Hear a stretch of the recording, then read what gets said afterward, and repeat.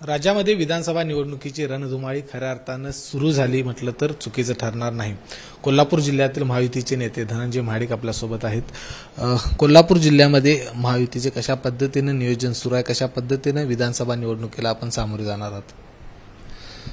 राज्यात आता महायुतीची परिस्थिती आपल्याला माहिती आहे। सन्मान्य मुख्यमंत्री एकनाथ शिंदे साहेब, आमचे नेते फडणवीस साहेब आणि अजितदादा या तिघांनी आता महायुती केलेली आहे आणि 200हून अधिक आमदार आज आमच्या सोबत आहेत।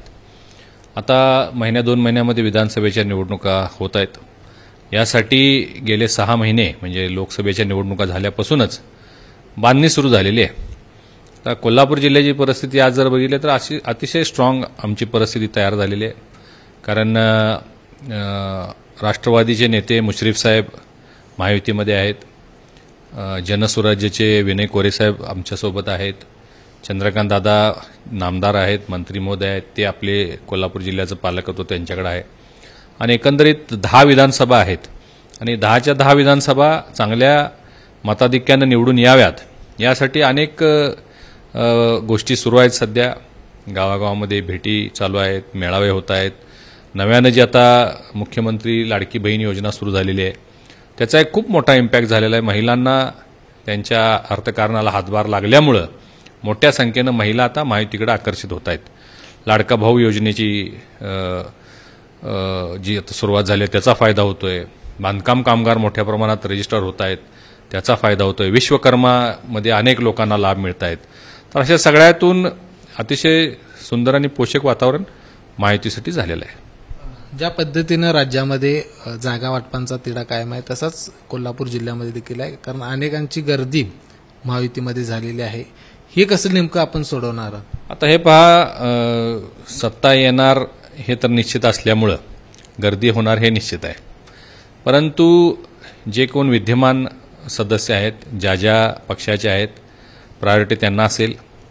जिथं वाटणीमध्ये ज्या पक्षाला ज्या जागा येतील तिथं त्या पक्षाकडे सक्षम उमेदवार आहेत आणि अशा पद्धतीनं आता अजून वाटाघाटी कुठल्याही जागेवर किंवा उमेदवारांवर कुठली चर्चा नाही आहे। येणाऱ्या 8-10 दिवसामध्ये मला वाटतं आता मित्रपक्ष आहे, या 8-10 दिवसामध्ये जागा निश्चिती झाली की मग उमेदवारीसाठी सुद्धा मग त्याचे काय मुलाखती होतील। एक प्रक्रिया आहे। भारतीय जनता पार्टीमध्ये लोकशाही मानणारा पक्ष आहे, त्या प्रक्रियेतून जे कोण इच्छुक असतील त्यांच्या मुलाखती होतील, त्यांची क्षमता, त्यांचं मेरिट, त्यांचं असणारं संघटन, भाजपचं असणारं त्या तालुक्यामधलं संघटन, या सगळ्या बाबींचा विचार करून उमेदवारी निश्चित होईल।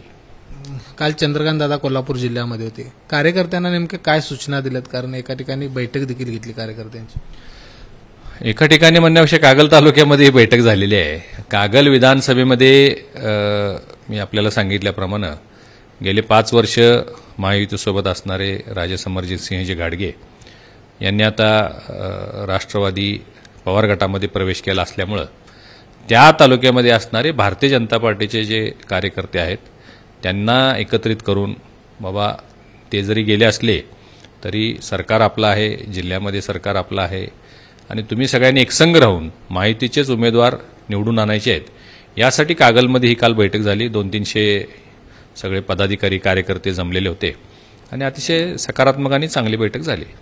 जशी भाजपच्या कार्यकर्त्यांची बैठक झाली तशी आपल्या युवा शक्तीच्या कार्यकर्त्यांची देखील या ठिकाणी बैठक झाली, नाराजी व्यक्त केली होती। आपण कशी समजूत काढली त्यांची? नाही, ती बैठक नव्हती। अचानकपणानं कागल विधानसभेमध्ये समरित राजे तिकडे गेल्यामुळे युवा शक्ती, जी महाडिक युवा शक्ती गेल्या अनेक वर्ष तिथं कार्यरत आहेत, त्याचे काही 500-600 कार्यकर्ते अचानक माझ्याकडे आले, मला त्याची कल्पना नव्हती आणि त्यांनी इथं येऊन बाबा आता पूर्वी राष्ट्रवादीसोबत होता त्यावेळी काय झालं, आता भाजपसोबत आहोत त्यावेळी काय झालं, मग आपण काय भूमिका घ्यायची, आपल्या कार्यकर्त्यांना पदं देण्याच्या दृष्टिकोनातून किंवा निधी देण्याच्या दृष्टिकोनातून इथून पुढं कशी भूमिका असावी, अशी त्यांची नाराजी, ही प्रेमाची नाराजी होती। यामध्ये कुठलाही गैरसमज काही नाही आहे, कुणावर ॲलिगेशन्स नाही आहेत। फक्त एवढंच म्हणणं होतं की आता या तालुक्याचं नेतृत्व कुणी करायचं किंवा आमच्या सगळ्या ज्या समस्या आहेत त्या कुणी सोडवायच्या। तर मी त्यांना सक्षमपणानं सांगितलं की मी आपल्या नेहमी पाठीशी आहे, निधीच्या बाबतीत असेल, पदं देण्याच्या बाबतीत असेल। आता मध्यंतरी विशेष कार्यकारी दंडाधिकारी निवडीच्या काही झाल्या होत्या, आता त्यामध्ये घाडगे गटाचे बरेच लोक भाजपकडून त्यावेळी झाले। आता ह्या लोकांचं म्हणणं होतं की आम्हालाही ते मिळालं पाहिजे. स्वाभाविक आहे, युवकांची कार्यकर्त्यांची मागणी असणं स्वाभाविक आहे. परंतु नाराजी आज सच काही नाही आहे. भविष्यात आपण महायुतीच्याच पाठीशी उभा राहायचं अशा पद्धतीच्या सूचनाही मी त्यांना दिलेल्या आहेत आणि एक एक मत आपल्या कुटुंबातलं इकडं आलं पाहिजे ह्याची जबाबदारी त्यांच्यावर मी सोपवलेली आहे. कोल्हापूर उत्तरमध्ये ज्या पद्धतीनं शिंदे गटानं दावा केलेला आहे तसा भाजपनं देखील दावा केलेला आहे. काय नेमका आपला दावा असणार आहे, कशा पद्धतीनं तुम्ही? आमचा दावा असणारच आहे ना, कारण आत्ताच 2 वर्षापूर्वी जी पोटनिवडणूक झाली त्यामध्ये भारतीय जनता पार्टीनं 80,000 मतं घेतलेले आहेत. त्यामुळे आमचा दावा आहेच. शिवसेनेचाही दावा त्यांनी सांगितलेला आहे, कारण पूर्वी त्यांचे आमदार त्या ठिकाणी होते, त्यामुळे त्यांनी मागणं स्वाभाविक आहे.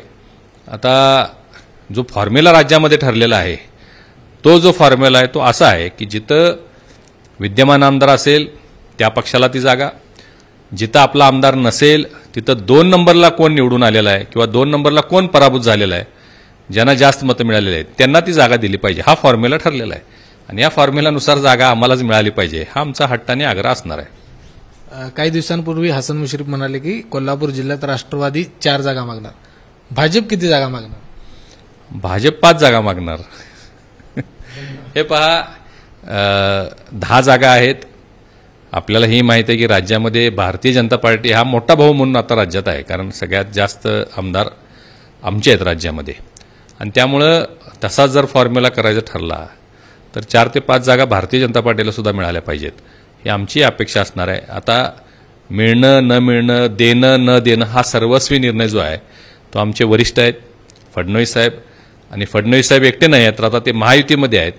एकनाथ शिंदे साहेब, फडणवीस साहेब आणि अजितदादा जो निर्णय घेतील, आम्ही किती जागा मागितल्या, काही म्हटलं मुश्रीफ साहेबांनी मागितल्या, शेवटी जो वरून आदेश येईल तो त्याचं पालन आम्ही सगळे प्रामाणिकपणानं करणार आहोत.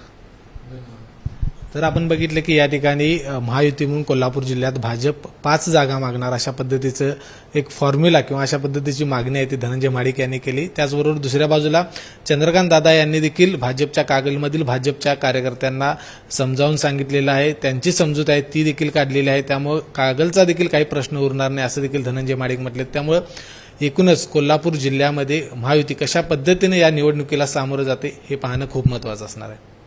कॅमेरामन निलेश शेवाळेसह विजय केसरकर, एबीपी माझा, कोल्हापूर. एबीपी माझा, उघडा डोळे बघा नीट.